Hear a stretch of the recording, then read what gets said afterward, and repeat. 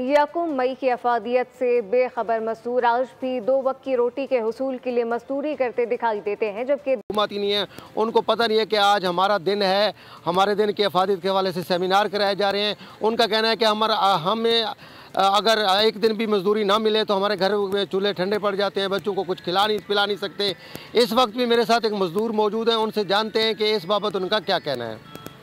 Sir, हम मजदूरी करते हैं धूप छाम में और पता नहीं है कैसे हिसाब किताब है। अब ये सरकारी इदारे को छुट्टी है, ये पता नहीं है। हम मजदूर हैं, मजदूरी करेंगे तो खाएंगे ना, और कहाँ से खाएंगे। अब हमारा चूल्हा तो जलता नहीं है, अब ना करें तो काम करेंगे तो काम चूल्हा जलेगा ना। अगर एक दिन भी हम अपना काम ना करें, बच्चों के लिए मजदूरी ना करें तो बच्चों के लिए खाने को कुछ नहीं कमा सकते। रात को खानों का चूल्हा, घर का चूल्हा नहीं जल सकता।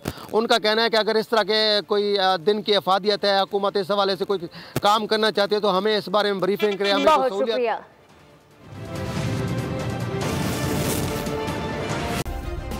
सब्सक्राइब करें और बेल दबाएं ताकि कोई खबर रह न जाए।